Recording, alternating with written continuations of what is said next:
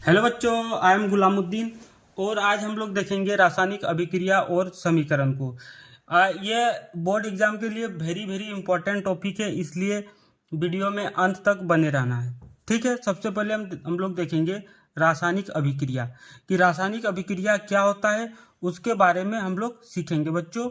तो रासायनिक अभिक्रिया मतलब ऐसे परिवर्तन जिसमें नए गुणों वाले पदार्थ का निर्माण होता है, मतलब नया चीज जिसमें बनता है उसको रासायनिक अभिक्रिया बोला जाता है।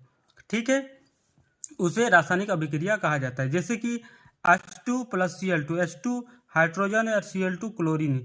जब दोनों रिएक्शन करेगा तो एक नया चीज बन जाएगा बच्चों, एक नया चीज बन जाता है 2HCl। इसको हाइड्रोक्लोरिक अम्ल बोला जाता है। जब दो पदार्थ रिएक्शन करेगा तो एक नया चीज बन जाएगा, वही ऊपर में दिया गया है कि नए गुणों वाले पदार्थ का निर्माण होता है। उसके बाद हम लोग देखेंगे बच्चों अभिकारक और उत्पाद के बारे में। तो जो रिएक्शन में भाग लेता है अभिक्रिया में, जैसे कि H2 और Cl2 इसमें भाग लिया है, उसको हम अभिकारक बोलेंगे बच्चों, अभिकारक। जो रासायनिक अभिक्रिया में भाग लेता है उसको अभिकारक बोला जाता है, और जो नया चीज बनता है उसको उत्पाद कहेंगे। कर दो नोट। अब देखेंगे बच्चों रासायनिक अभिक्रिया का पहचान, इसकी पहचान किस टाइप से की जाती है उसके बारे में हम लोग पढ़ेंगे। तो रासायनिक अभिक्रिया का पहचान, पदार्थ की स्थिति में परिवर्तन। जो पदार्थ था उसकी स्थिति में क्या हो रहा था, परिवर्तन। जैसे कि H2 प्लस Cl2 ये जो पदार्थ थे उसमें परिवर्तन हो रहा था बच्चों। तो पदार्थ के स्थिति में परिवर्तन होता है और पदार्थ के रंग में भी परिवर्तन होता है, उसका रंग में बदलाव हो जाता है और गर्मी का विकास भी होता है, कभी कभी हीट भी निकलता है रासायनिक अभिक्रिया में। ये सब पॉइंट याद होना चाहिए। उसके बाद हम लोग देखेंगे रासायनिक अभिक्रिया के प्रकार। ठीक है, तो संयोजन होता है, वियोजन होता है, जिसको अपघटन अभिक्रिया भी बोला जाता है। उसके बाद विस्थापन को देखेंगे, द्विविस्थापन को, ऊष्मा शोषी को देखेंगे बच्चों, ऊष्मा छेपी को देखेंगे, उपचयन को देखेंगे, अपचयन को देखेंगे, रेडॉक्स को देखेंगे, अवक्षेपण को देखेंगे। इस टाइप से अभिक्रिया को हम लोग डिस्कस करने वाले, इसलिए वीडियो में अंत तक बने रहना। ठीक है, तो सबसे पहले हम लोग हेडिंग बनाए संयोजन अभिक्रिया। संयोजन अभिक्रिया क्या है उसके बारे में हम लोग पढ़ेंगे बच्चों। तो संयोजन अभिक्रिया में क्या होता है कि दो पदार्थ मिलकर एक पदार्थ बनता है। मतलब दो लड्डू, अगर बड़ा बड़ा दो लड्डू रहेगा और एक लड्डू बन जाएगा तो उसको हम बोलेंगे संयोजन अभिक्रिया। वह रासायनिक अभिक्रिया जिसमें दो या दो से अधिक पदार्थ मिलकर एक नया पदार्थ का निर्माण करता है उसे हम संयोजन अभिक्रिया कहेंगे। संयोजन मतलब दो लड्डू रहेगा, एक इधर लड्डू एक उधर लड्डू। मान लेते एक लड्डू है बच्चों, एक छोटा सा लड्डू यहाँ और एक यहाँ एक लड्डू, तो ये दोनों लड्डू मिलके एक बड़ा लड्डू बन जाता है, उसी को संयोजन अभिक्रिया कहा जाता है। मतलब संयोजन अभिक्रिया में क्या होता है, दो चीज जुड़कर एक चीज का निर्माण करता है। ठीक है, तो C प्लस O2 CO2 बनता है, जो कि इस टाइप से दिखाया गया है। अब हम लोग देखेंगे वियोजन अभिक्रिया। ठीक है, अब हम लोग देखेंगे वियोजन अभिक्रिया। ये रहा वियोजन अभिक्रिया बच्चों, ये रहा वियोजन अभिक्रिया। दिखाई नहीं दे रहा है इसलिए थोड़ा सा इसको हम फोल्ड कर लेते हैं, वीडियो में अंत तक बने रहना है। ठीक है, मजाक नहीं करना यार, देखते रहना है। थोड़ा हम फोल्ड कर रहे पेपर को, उसके बाद हम दिखाते हैं क्या है वियोजन अभिक्रिया। यह रहा वियोजन अभिक्रिया जो कि स्लाइड में दिखाया गया है। ठीक है बच्चों, अब हम लोग देखेंगे वियोजन अभिक्रिया को। तो वियोजन अभिक्रिया मतलब अपघटन अभिक्रिया। ये क्या होता है बच्चों कि एक पदार्थ रहेगा, एक बड़ा सा लड्डू रहेगा। वियोजन अभिक्रिया में एक बड़ा सा लड्डू रहेगा और इस लड्डू के द्वारा दो छोटा छोटा या अधिक लड्डू बनेगा, तो इसको हम वियोजन अभिक्रिया कहेंगे।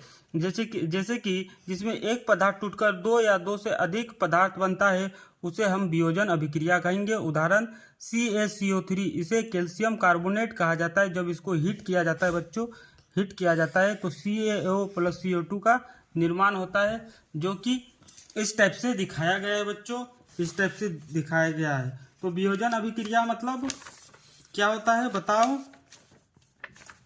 वियोजन अभिक्रिया मतलब एक पदार्थ टूटकर दो या दो से अधिक पदार्थ का निर्माण करता है बच्चों, तो उसको हम वियोजन अभिक्रिया कहेंगे।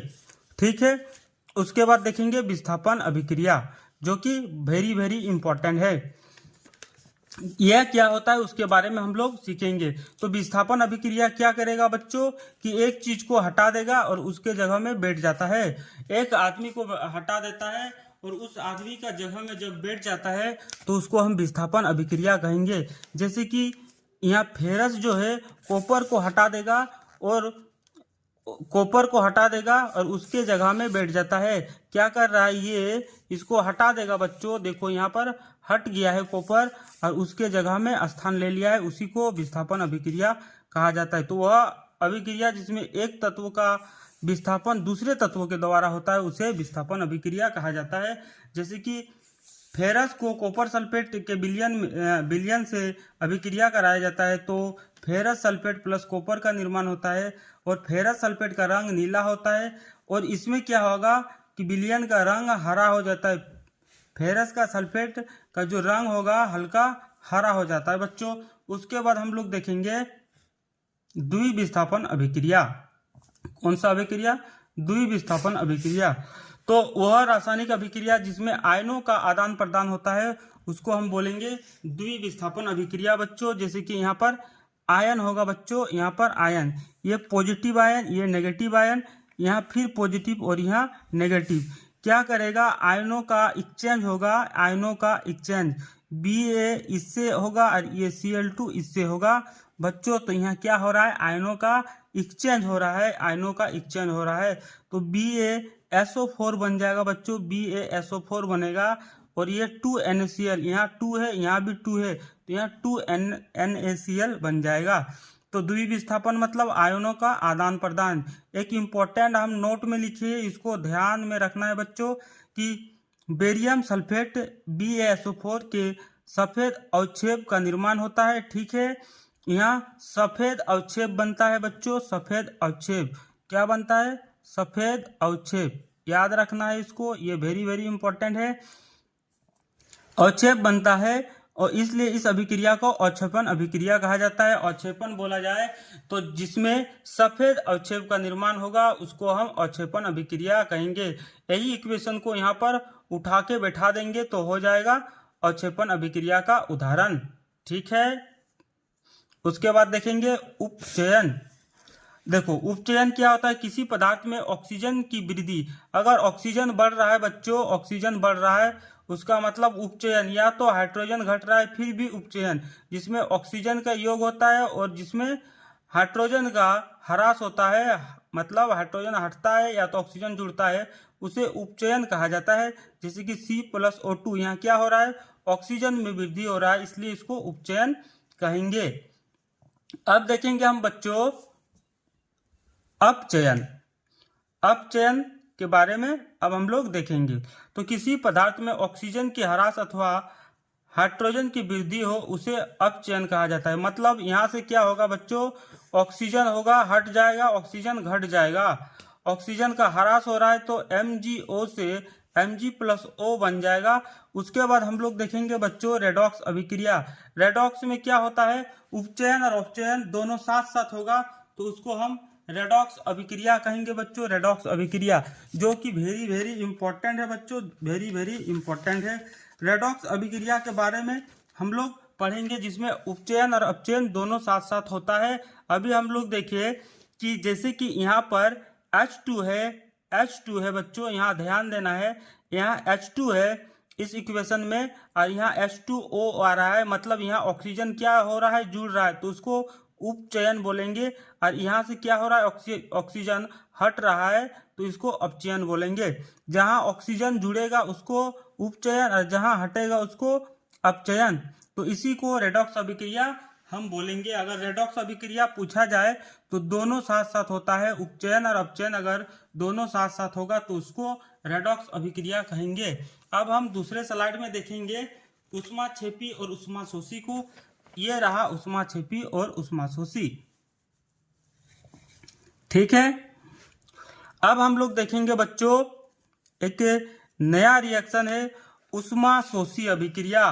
क्या ऊष्माशोषी के बारे में, जिन अभिक्रिया में अभिकारकों को तोड़ने के लिए ऊष्मा, प्रकाश या विद्युत ऊर्जा की आवश्यकता होती है उसे उष्माशोषी अभिक्रिया कहा जाता है। नहीं समझ में आया तो ये डिफिनेशन देखो, जिन अभिक्रिया में उष्मा का अवशोषण होता है बच्चों उसे उष्माशोषी अभिक्रिया कहा जाता है।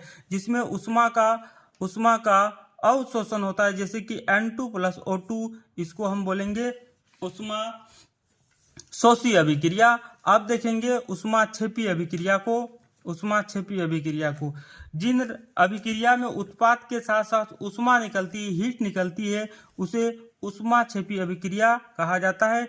जैसे कि CH4 मीथेन + O2, तो CO2 + 2H2O + उष्मा।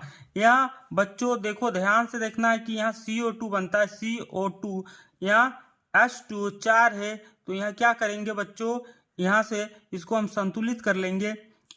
संतुलित करने के लिए यहाँ 2 ऑक्सीजन, यहाँ 2, तो यहाँ क्या कर देंगे, 2 लगा देंगे बच्चों, तो इस प्रकार संतुलित हो जाएगा। यहाँ 4 ऑक्सीजन हो, 2 ऑक्सीजन और ये 2 ऑक्सीजन, 4 ऑक्सीजन है, तो यहाँ जैसे 2 से इंटू करेंगे 4 ऑक्सीजन हो जाएगा। इस प्रकार से संतुलित किया जाता है। तो इसमें क्या होता है, उष्माक्षेपी में उष्मा निकलता है बच्चों उत्पाद के साथ साथ। अगर उष्मा निकलता है तो उसे उष्माक्षेपी अभिक्रिया कहा जाता है। ठीक है, उसके बाद एक नोट में लिखिए पॉइंट, ध्यान देना है इस पॉइंट को कि श्वसन एक उष्माक्षेपी अभिक्रिया है। श्वसन जो है एक उष्माक्षेपी अभिक्रिया है। जैसे कि जब हम लोग सांस लेते हैं तो O2 होता है, 6O2, और ग्लूकोज का विघटन हो जाता है बच्चों, ग्लूकोज का विघटन, तो कार्बन डाइऑक्साइड, जल और उष्मा का ह्रास होता है या उष्मा निकलती है, इसलिए उसे उष्माक्षेपी अभिक्रिया कहते हैं। ठीक है, अब देखेंगे संतुलित रासायनिक समीकरण, जो कि बहुत ही इंपॉर्टेंट टॉपिक है बच्चों। तो वह समीकरण जिसमें तीर के दोनों ओर परमाणु संख्या बराबर हो। इसमें क्या होता है कि तीर के दोनों ओर परमाणु संख्या बराबर होता है, उसे संतुलित रासायनिक समीकरण कहा जाता है। जैसे कि H यहाँ 2 है और Cl2 2 है, यहाँ Cl2 है और H2 है, तो यहाँ भी 2H होगा और 2Cl होगा, यही बताया गया। मतलब इधर जितना रहेगा एटॉमिक नंबर, उतना एटॉमिक नंबर इधर भी रहेगा। जैसे कि N2 + H2, तो 2NH3 अमोनिया बनता है, तो यहाँ तो 2N है बच्चों, लेकिन H यहाँ कितना है, 6, और लेकिन यहाँ 2 दिया है, तो इसको 6 करने के लिए 3 से N2। ठीक है, और एक हम समीकरण को देखेंगे, जैसे कि MnO2 + 4HCl arrow MnCl2 + H2O + Cl2। यहाँ बच्चों देखो कि यहाँ 4H है, यार यहाँ 2H आ रहा है, तो 2 से फिर से इंटू करेंगे, तब संतुलित हो जाएगा। अब देखेंगे कि द्रव्यमान संरक्षण के नियम को पालन करने के लिए हमें रासायनिक समीकरण को संतुलित करना पड़ता है।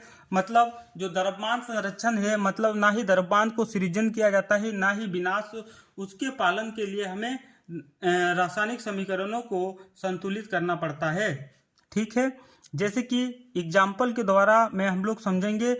H2 + Cl2 arrow 2HCl, H का जो मास होगा बच्चों 1 और यहाँ 2 है, तो 2 से इंटू, और Cl का 35.5 होता है, तो 2 से इंटू, तो ये 1 × 2 2 होगा, और Cl का 35.5 को अगर 2 से गुना करेंगे 71, दोनों को जोड़ेंगे तो 73 U होता है। U मतलब यूनिफाइड मास होता है, इकाई होता है। सेम प्रकार उसी प्रकार निकालेंगे H का 1 प्लस ये हो जाएगा 35.5, इसको जोड़ेंगे तो 36.5, और 2 से गुना करेंगे तो 73 आ जाएगा बच्चों।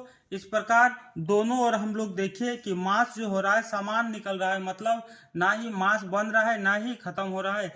इसी को बोला जाता है द्रव्यमान संरक्षण के नियम।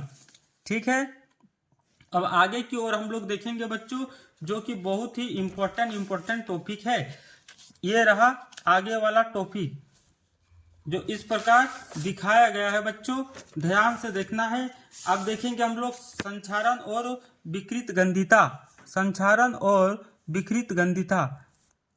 ठीक है, यहाँ हम लोग हेडिंग लिखे है संक्षारण एवं विकृत गंधिता।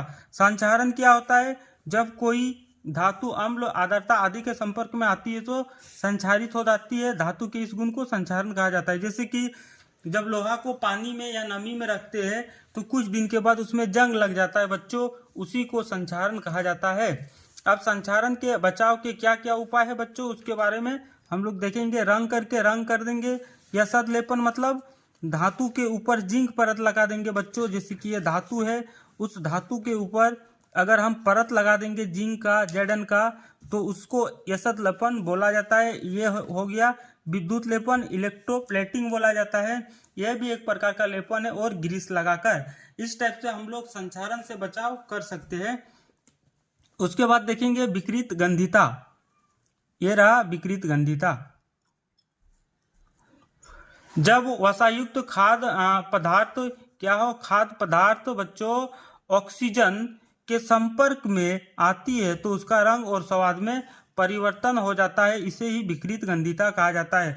मतलब कोई फैट वाला सामान बहुत लंबे दिनों तक रखा जाता है और उसमें हवा आ जाता है, हवा का कांटेक्ट में आ जाता है तो वो खराब होने लगता है, उसका रंग और स्वाद में परिवर्तन हो जाता है बच्चों, उसी को विकृत गंधिता कहा जाता है। अब देखेंगे हम लोग विकृत गंधिता से बचाव। तो विकृत गंधिता से बचाव के लिए वायु के स्थान पर नाइट्रोजन गैस द्वारा, मतलब वायु के स्थान पर नाइट्रोजन गैस अगर हम भर देंगे, जैसे कि कुरकुरे में, चिप्स का पैकेट में नाइट्रोजन गैस भरा होता है क्योंकि वह खाद्य पदार्थ खराब ना हो, या वायुरोधी बर्तन में खाद्य सामग्री को रखकर जिसमें वायु पास नहीं होगा, उस टाइप का बर्तन का उपयोग किया जाता है। तो इस प्रकार आज हम लोग इस चैप्टर को खत्म किए। अंत में वीडियो को देखने के बाद प्लीज़ सब्सक्राइब कर देना, और मेरा नेक्स्ट चैप्टर रहेगा जे प्रकर्म, जो कि बहुत ही इम्पोर्टेंट होने वाला है बोर्ड एग्जाम के लिए। Thank you for watching my video.